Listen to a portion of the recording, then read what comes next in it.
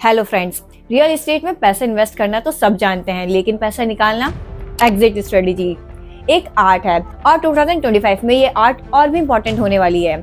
सोचो, आपने एक प्रॉपर्टी ली और सही टाइम पे उसे बेचकर लाखों का प्रॉफिट कमा लिया। Sounds amazing, right? आज हम बात करेंगे real estate exit strategies of 2025 की, with interesting facts, example and एक छोटी सी कहानी जो आपके दिमाग में एक नई रोशनी लाएगी। रियल एस्टेट सिर्फ खरीदना और बेचने का नाम नहीं है। अगर आपकी एग्जिट स्ट्रेटेजी स्ट्रॉन्ग है तो आप मार्केट डाउनटर्न्स, फाइनेंशियल लॉसेस और अननेसेसरी स्ट्रेस को अवॉइड कर सकते हैं। इमेजिन कि आपने 2020 में एक प्रॉपर्टी 50 लाख में खरीदी थी।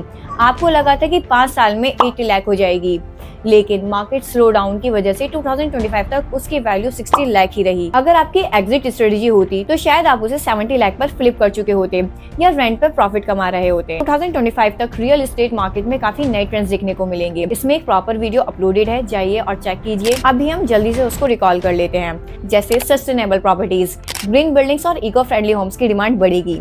सेकंड इज को लिविंग स्पेसेस, मिलेनियल्स और जेनजी के लिए अफोर्डेबल और फ्लेक्सिबल लिविंग ऑप्शंस पॉपुलर रहेंगे। Third is smart homes, AI और IoT इंटीग्रेटेड प्रॉपर्टीज का क्रेज बढ़ेगा। इन सब ट्रेंड्स का फायदा उठाने के लिए आपको अपनी इन्वेस्टमेंट का एग्जिट प्लान पहले से रेडी करना पड़ेगा। सो फाइनली बात करते हैं exit strategies for real estate investors.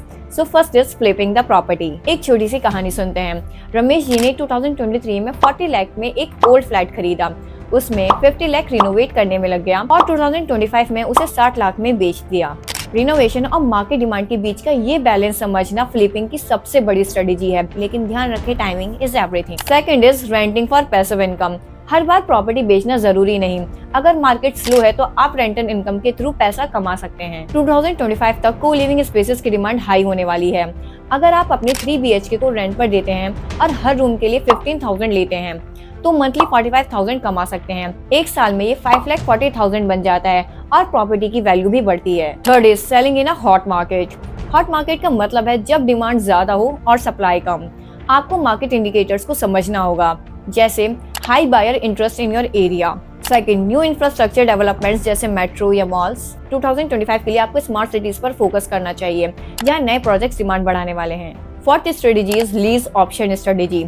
ये एक यूनिक ऑप्शन है। इसमें आप प्रॉपर्टी को लीज पे देते हैं, लेकिन टेनेंट को एक ऑप्शन देते हैं कि वो फ्यूचर में इसे बाय कर सके। ये उन इन्वेस्टर्स के लिए बेस्ट है जो लॉन्ग टर्म कमिटमेंट नहीं चाहते लेकिन शॉर्ट टर्म इनकम चाहते हैं। Fifth is partnering with real estate crowd funding platforms. 2025 में digital real estate crowd funding platforms काफी पॉपुलर होने वाले हैं।